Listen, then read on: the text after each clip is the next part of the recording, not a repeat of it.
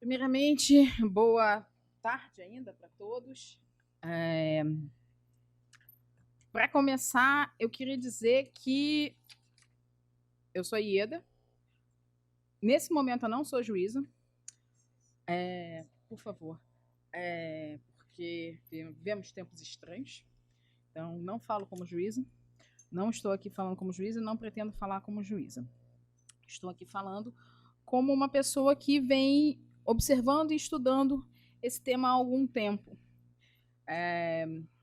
Segundo meu amigo Wilson, que nós somos amigos há 15 anos, nós somos do mesmo concurso, eu evoluí. Eu cheguei ao ponto dele de me manifestar dessa forma com relação ao ativismo, coisa que ele faz praticamente desde que eu o conheço. Mas isso é de verdade, como o Rodolfo Schneider falou, é um assunto que está vindo, que está crescendo, que a gente está amadurecendo, que a gente está falando sobre isso, inclusive na mesa de bar. Já é uma voz corrente falar que há 15 anos atrás todo mundo sabia os 11 jogadores da seleção, hoje em dia ninguém sabe quem são os 11 jogadores da seleção, mas a gente sabe quem são os 11 ministros do Supremo, tem torcida, contra e a favor, e tem vezes que a gente fala assim, não, eu falei mal, mas foi só daquela vez, hoje, dessa vez eu achei até bom. E a gente fica esperando, nossa, me surpreendeu, não é a linha dele. Todo mundo aqui faz análise comparativa dos ministros do Supremo. Mas, na verdade, uma coisa muito importante que o Wilson falou e que eu quero só reafirmar é a questão da diferença entre a judicialização e o ativismo. Ninguém aqui está dizendo que o judiciário tem que se omitir, como o Rodolfo perguntou. O judiciário não se omite. A judicialização ela é um fato, ela é uma tendência social, e a judicialização é trazer ao judiciário demandas para serem resolvidas. Ela existe. Eu não posso, eu como juíza, falar, não quero falar sobre isso. Não. Me foi trazida uma demanda e eu vou decidi-la. A questão é como eu vou decidi-la. Esse é o ponto principal. Nós, quando somos investidos, nós não somos os juízes, né? Os juízes, quando são investidos na judicatura, eles não são iluminados pelo Divino Espírito Santo. E, a partir daquele momento, são iluminados e passam a proferir decisões que repercutem da forma como toda a sociedade gostaria. Nós temos os nossos conceitos, preconceitos, experiências pessoais e tudo mais.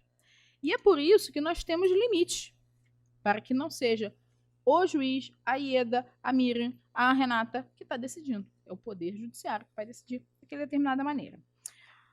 Mas aconteceram algumas coisas que fez-se necessário... Não sei passar isso.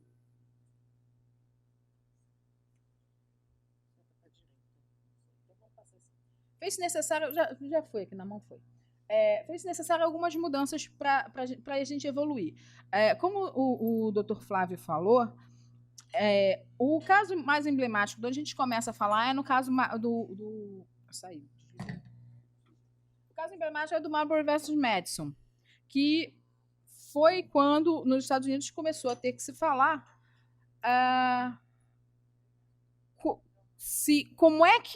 como o judiciário poderia resolver uma demanda, porque o executivo foi uma questão de nomeação de juízes, e aí emitiu as cartas que seriam de nomeação de juízes, só que algumas pessoas não chegaram a conseguir receber as cartas, e aí o Marbury, que não recebeu uma das cartas de nomeação, questionou que ele tinha que receber. E aí o governo que veio depois, teve uma virada, e aí o governo que veio depois falou, não, vou dar não.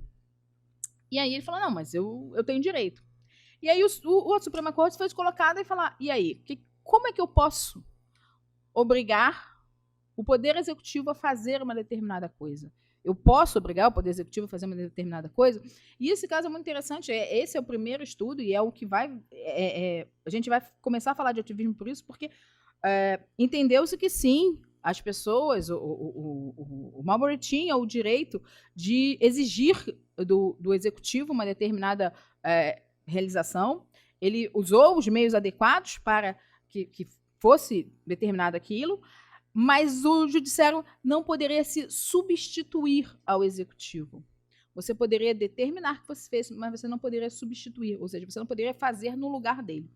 E esse foi um primeiro limite que se foi posto. Eu não posso. O meu lugar é um, o lugar dele é outro. E outros casos vieram, e tem a questão da oposição do New Deal, o caso que, como esse realmente a gente trata de direitos fundamentais, os casos relacionados à segregação nos Estados Unidos, que foi afastada as normas de segregação nos Estados Unidos, declarando a inconstitucionalidade dessas normas. E aí, depois disso, quando a gente vem chegando para a década de 70, a gente começa a ver a realização e a concretização e a determinação da realização de direitos. Vem o reconhecimento da possibilidade de interrupção da gravidez e, mais recentemente, essa anulação da emenda da Constituição do Colorado, que não dava uma proteção legal aos homossexuais como minoria. E aí essa norma foi considerada inconstitucional. Já gerou um debate muito grande, porque houve uma... Você está protegendo a mais. Não, você não está negando direitos, você está protegendo a mais. E aí disse, não, eu não vou proteger a mais. E aí fala, não, você tem que proteger a mais. E aí a gente começou a gerar um debate sobre isso ainda nos Estados Unidos.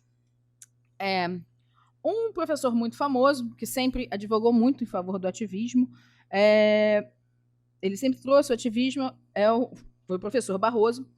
Ele trata o ativismo, ele afirma claramente que o ativismo é atitude.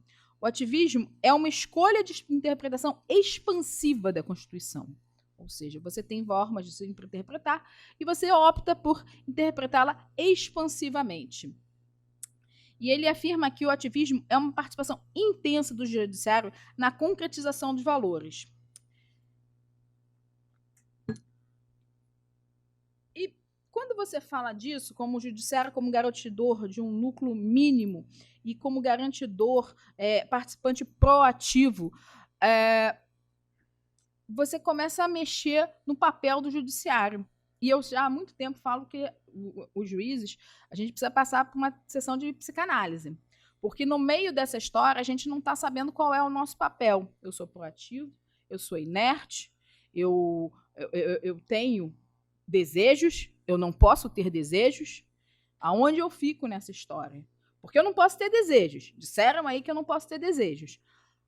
Mas, ao mesmo tempo, eu tenho o desejo de fazer uma interpretação expansiva da Constituição.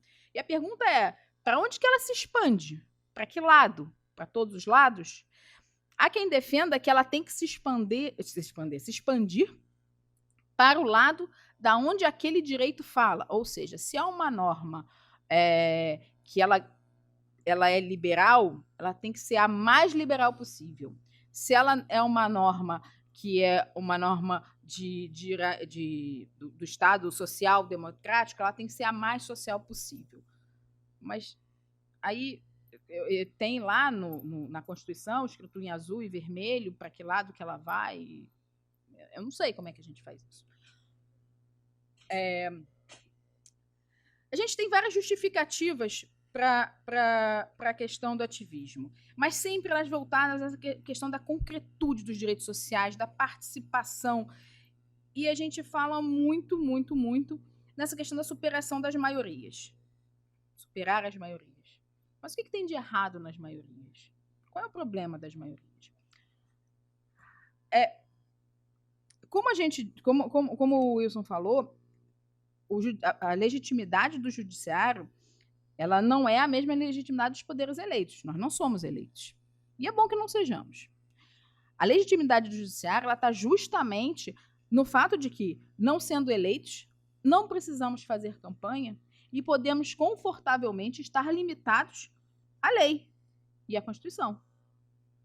Eu não tenho medo de deixar insatisfeito quem quer que seja. Eu tenho a lei do meu lado. É a lei, é a Constituição.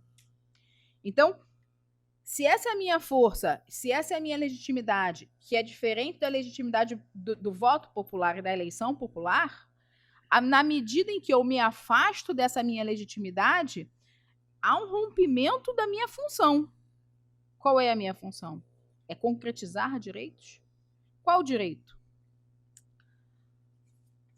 Tem quem diga também que o ativismo se relaciona a casos difíceis. Ótimo, a gente tem uns casos bem difíceis. Mas a pergunta é, quem diz o que é caso difícil e o que é caso fácil?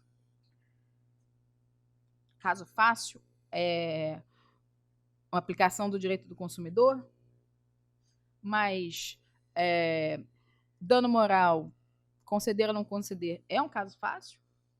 Eu tenho certeza que se a gente perguntar aqui se deve ser concedido dano moral ou não deve ser concedido dano moral, a gente vai ter metade, acha que dano moral é para tudo, acha que existe uma indústria, agora existe a indústria do mero aborrecimento. Isso não é um caso fácil. Você não tem uma evidente subsunção da norma à lei. Então, o que é um caso fácil e o que é um caso difícil? Isso tudo, na verdade, é uma construção para a gente possibilitar ser mais palatável o ativismo. À medida que eu crio regramentos e classificações, a gente torna mais palatável. Mais uma vez, uma outra justificativa é a hermenêutica da criação de direitos e garantias. Existe um direito que está na norma constitucional, mas ele não está concretizado. E eu preciso criar esse direito para o povo. Mas, como disse meu colega, quem sou eu, juiz de piso, para concretizar o direito do povo? Que direito? E que limites? É crime? A homofobia? Qual a pena? Mínima, máxima, regime? Existe excludente? Não existe excludente? Cabe exceção da verdade? Não cabe? Não sei. É crime, gente. Resolve aí. E tem uma questão que também é trazida que é muito interessante, que é a questão que, na minha opinião, do legislador negativo. A gente tem duas vertentes do legislador negativo. Primeiro seria o judiciário dizer esta norma é inconstitucional e nós vamos retirá-la, nós vamos afastá-la. Mas existe uma dimensão de falar sobre legislador negativo que é a norma não ser feita. Até que ponto não se criar uma norma é uma decisão. O parlamento fez uma deliberação, foi apresentado um projeto de lei, o projeto de lei foi rejeitado. Ou não foi votado, ou foi interrompido numa CCJ. Isso não é o processo legislativo? O processo legislativo só é quando a lei é aprovada e aí se submete essa lei aprovada ao judiciário? Até que ponto não é a maioria diz não queremos essa lei? Essa lei não deve sair. Isso também é um legislador negativo. E por que o judiciário pode ser uma inversão do legislador negativo, nesse caso um legislador positivo? Você tem que fazer essa lei. Existe um meio de fazer isso. Chama-se mandado de injunção. Estava lá, na Constituição. Fizeram uma lei até outro dia. E aí a gente esqueceu esse assunto. Porque mandado de injunção é pouco. Eu só estou mandando fazer a lei. Eu não quero fazer. Eu sei como tem que ser a lei. Eu sei mais. E aí, mais uma vez, a questão... todas essas coisas que eu estou trazendo são as justificativas. É uma leitura perfeita da Constituição. Perfeita para quem? Quem reafirma isso? Quem é essa pessoa que pode dizer que essa então é perfeita? Não existe perfeição no mundo. Quem diz que é perfeita? Com relação a essa justificativa da compreensão do caso concreto, a lei se submete ao caso concreto e a gente tem que e quando não tem, a lei não se submete perfeitamente ao caso concreto, nós podemos de alguma forma reinterpretar a lei e expandi-la. Mas é a lei que se submete ao caso concreto ou o caso concreto que se submete à lei? Qual é o valor que a gente está levando aí? Essa lei, ela é muito fluida, pode ser manipulada? Como é que a gente vai resolver isso? Isso tudo para não. A gente tem todas essas classificações, e o que eu quero dizer sobre isso é que quanto mais a gente cria essas classificações, aí tem o ativismo hard, o ativismo soft, e o hard não pode, mas o soft pode. Isso tudo eu estou fazendo, como foi dito, na primeira palestra, se eu não me engano, do Fábio, né? Que falou, assim, eu digo uma coisa totalmente absurda, eu quero que todo mundo agora não faça isso. Aí vai, não, mas eu quero só um pouquinho. Aí então tá, um pouquinho pode. Não pode soft, não pode hard, não pode nada. E a gente cria... Isso é uma coisa que também eu tenho ganas dessa... Pode ser ativismo contra-majoritário. Isso é muito na moda, muito bonito a gente falar que o judiciário tem uma função contra-majoritária. Tá, pode ter. E o Barroso tem um exemplo, tem um texto dele, que depois eu tenho até um trechinho, tem um texto dele que ele usa um exemplo, 2 linhas. Ele fala esse exemplo do 8 católicos e um muçulmano, e aí ele fala que o judiciário tem um poder tem uma função contra-majoritária, na medida em que se os 8 católicos resolverem jogar os 2 muçulmanos pela janela, o judiciário tem que dizer que não pode. Tá, tudo bem, isso tá fácil, não pode. Agora, o judiciário pode impedir que os 8 católicos resolvam rezar o credo na sala? O judiciário pode impedir que os 8 católicos coloquem um crucifixo na sala? Talvez o judiciário possa impedir que os 8 católicos obriguem os 2 muçulmanos a rezar o credo. Mas eu não posso impedir os 8 católicos de rezar o credo porque os 2 muçulmanos vão ficar ofendidos.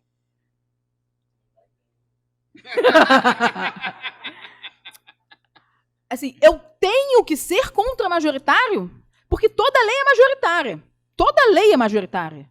Eu não conheço lei unânime. A gente pode fazer uma pesquisa, ver se alguma lei algum dia foi unânime. Talvez a Maria da Penha. Não, nem ela. Eu tenho que conhecer esse herói. Mas a lei é majoritária. Se eu digo que o judiciário tem uma função contra-majoritária, se ele tem essa função, é uma coisa esquizofrênica. Porque eu pago uns caras lá para fazer uma lei majoritária e depois eu pago uns outros lá para ser contra essa lei majoritária. Não é que o judiciário tem uma função, ele pode ter uma função contra-majoritária. Na medida em que esta lei, aprovada pela maioria, viola a Constituição. Ele pode ter.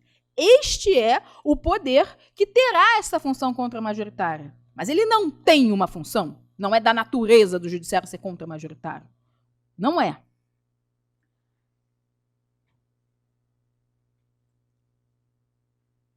A gente fala de esse ativismo jurisdicional, agora vai piorando, vai dando um negócio assim.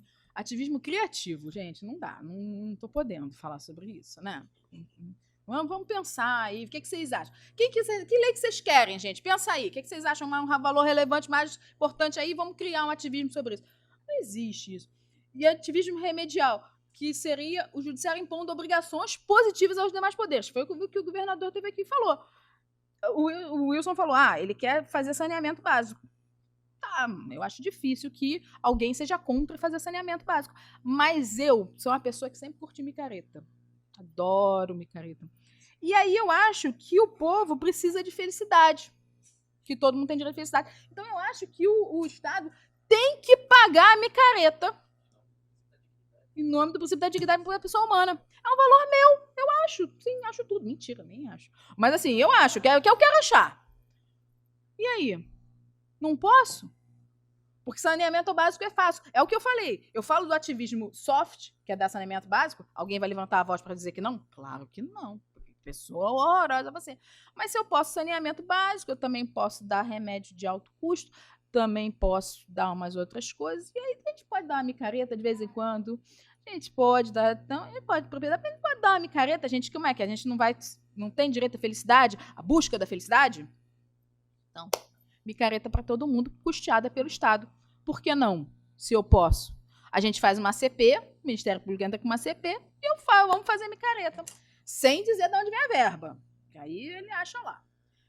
Em resumo, respondendo ao desembargador, eu vou ter que ler aqui, porque há tantos exemplos, e faltou um, que aí as letras ficaram meio pequenininhas, não sei se vocês conseguem ver. O Supremo é a democracia do futuro? A inconstitucionalidade do regime integralmente fechado. Que o Supremo declarou que era inconstitucional o regime integralmente fechado que foi aprovado por lei. Que tem fundamento constitucional, mas o Supremo disse que é inconstitucional. Cédula tronco embrionária. Também é um ativismo. Não tem nada falando disso, mas a gente diz que pode. Fidelidade partidária é outro exemplo de ativismo do Supremo Tribunal Federal. Não tinha nada na lei falando nada, mas a gente acha que... Eu acho que esse negócio de mudança de partido não é legal. Eu tive uma ideia. A minha querida e adorada prisão em segunda instância, que eu não sei de onde está escrito, que culpado, se não se presume culpado, significa que a pessoa não pode ser presa. Culpado é culpado, preso é preso. O efeito da condenação não é prisão. Se não pudesse ser preso, não tinha prisão provisória. Então, se tem prisão provisória, prisão na decorrência da condenação. Mas a gente estica que dá. Interpretação expansiva. Descriminalização do uso de substância entorpecente. Isso ainda não passou ainda. Não, ainda não, porque os 2 pés de cannabis fêmea tá engasgado aqui. Agora, por que a maconha é constitucional e a cocaína não é? Num caso concreto que fala do pedreiro. Claro, por que não? Interpretação expansiva. União estável homoafetiva. Você é contra? Eu não sou contra nada. Sou contra nada. Mas tá escrito lá no 226 outra coisa. Tudo bem. Descriminalização do aborto até o 3º mês de gestação num processo que não tinha nada a ver com isso. Foi 3-2. Afastamento da linha sucessória da presidente da República. Afastamento da linha sucessória da presidência da República de réus. Por que sim? Porque eu achei que não prende, não afasta. Mas presidente não pode ser. Ação penal pública incondicionada para os crimes de lesão corporal em violência doméstica. Está na lei que a ação é pública, condicionada à representação. Mas, não lindo, quem não leu, leia. Leia o acórdão que fala sobre isso, essa ação. É muito bonito. Eu sou hoje titular de uma vara de violência doméstica e a justificativa para esse acórdão, houve um debate, tem que ler os debates. Houve um debate bem longo para decidir sobre isso, no qual o ministro, se eu não me engano, era o Aires Brito, que era o presidente, falava, não, gente, não, peraí, vamos ver e tal, peraí, não é bem assim, como é que a gente vai fazer? Aí, não! Aí chega num ponto em que o ministro Celso, não, agora não sei se é o Marco Aurélio, eu acho que é o Marco Aurélio, fala que esse negócio que as mulheres não sabem o que é ação pública incondicionada. Elas não sabem. E a Carmen Lúcia, nossa representante à época feminina no Supremo, fala, tem razão, as mulheres não conseguem, elas não entendem, não tem... ele fala, 99% das mulheres não sabem o que é ação pública incondicionada, mas elas sabem que elas querem ir na delegacia. Tá. Aí o Aires Brito continua, não, gente, peraí, vamos ver, não vai assim, não vai mudar, a lei está escrito expressamente, não tem nada que diz na Constituição que tem que ser pública e incondicionada. Aí a cerejinha do sangue vem do nosso ministro Fux, da prata da casa, super respeitado, admirado, mas ele fala assim, mas olha só, presidente, eu falo, tem que entender que tem um poder persuasivo de ser ação pública incondicionada. Ela tem que saber que não vai mais estar na mão dela essa decisão. Porque ela tem que saber... Porque o que acontece? Ela pode querer tirar a ação ou não tirar a ação. Mas o homem vai saber que se ela for na delegacia, ele não tem como voltar atrás. Ou seja, os homens sabem o que é uma ação pública incondicionada e as mulheres não sabem. Seguindo, a gente tem o afastamento da relação de consequência entre a inelegibilidade do presidente condenado por crime de responsabilidade, que o nosso Lewandowski fez lá no Senado. Mas isso foi decisão do próprio Senado. Não, a dividir foi dele. Vamos dar a César o que é de César. Mas ele presidiu no Senado. Não foi, desculpa, não foi Supremo, desculpa, tem razão. Mas eu vou chegar nesse ponto que eu quero chegar. E, por último, a gente tem a criação de uma regra recente, invenção recente, coisa de 20 minutos a gente resolve isso, coisa de 2 horas, a gente resolveu isso. A criação de uma regra de prisão especial não expressa em lei. Porque é meu amigo, cara, meu parça, não quero na prisão especial. Então, Esqueceu da criação do crime de homofobia por decisão judicial. pois é, tem a criação do crime de homofobia, e aí... A letra já estava pequena, não estava dando, aí não deu. E aí a gente sabe que virou moda, a gente pegou gosto por isso, e a cara do ativismo se ele pode, eu posso. Por que que não posso? Posso também. Aí a gente tem, o CNJ também tem ativismo, o TCU tem ativismo, quem nunca, né?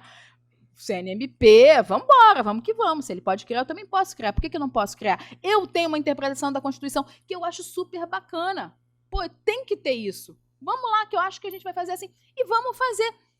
Não tem nada demais de você achar que você tem uma interpretação. Você escreve um artigo bacana, escreve projeto de lei. Aliás, eu tenho certeza que todos os deputados iriam adorar receber projeto de lei por e-mail, falando o que eu acho bacana que seja feito. Eles vão adorar, principalmente se feito por profissionais do direito.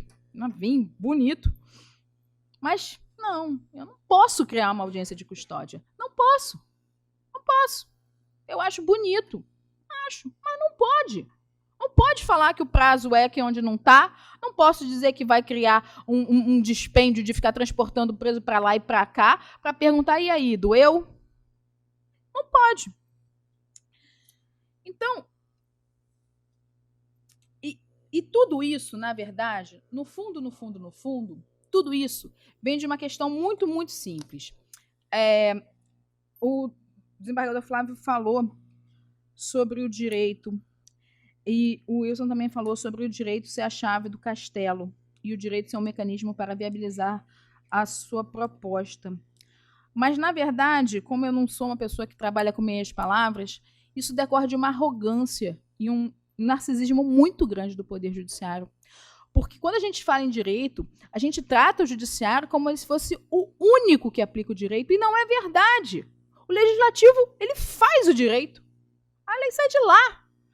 Eu não sou o guardião das leis única e exclusivamente.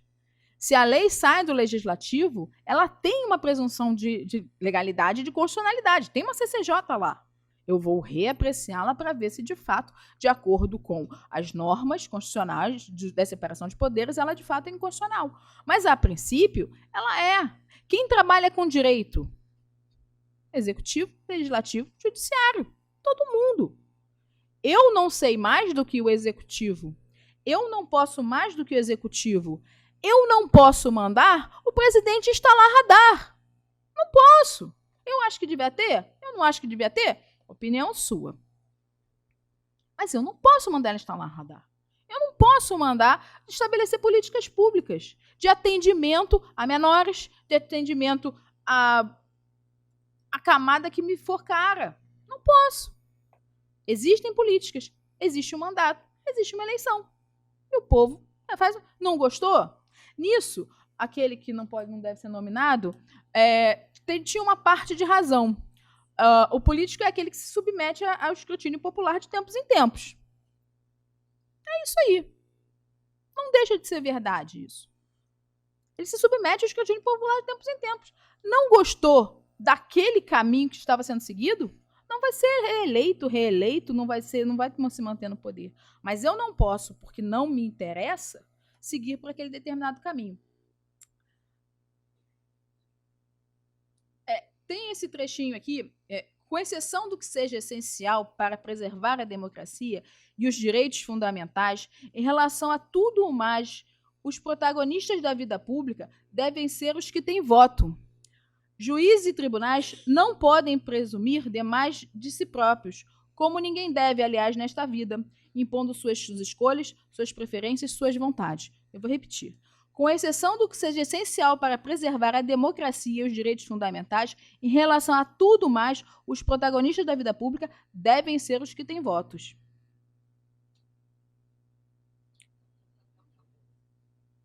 Era 2019. 2009, desculpa. Era 2009. Acontece, né? Enfim. Não. Eu tentei, você quer? Não, obrigada, né? Bom, enfim, em resumo, a questão toda é, eu tenho um excelente conceito sobre a minha pessoa, eu sempre tenho razão, meu marido sabe disso, mas eu sei, de verdade, que a minha verdade não é a verdade verdadeira. Eu não tenho o direito de impor os meus valores. Eu tenho valores morais e eles são meus. Mas eu não tenho o direito de impor esses valores morais. Não foi para isso que eu fui nomeada. Eu fui nomeada por causa disso. Se todos fossem bons cidadão, não seria necessário nem juiz nem promotor. Mas a lei existe para nos pautar os cidadãos e também pautar os juízes. Enfim, é isso. Ativismo é necessário? Foi necessário? Pode até ser que um dia tenha sido. Mas é algo que é muito perigoso, é muito doce. E hoje, a gente viu, já encontramos 20 anos de abusos e que vão nos levar à resposta. A resposta do Legislativo e a resposta do Executivo. Tirar a nossa voz, tirar a nossa força, tirar a nossa legitimidade.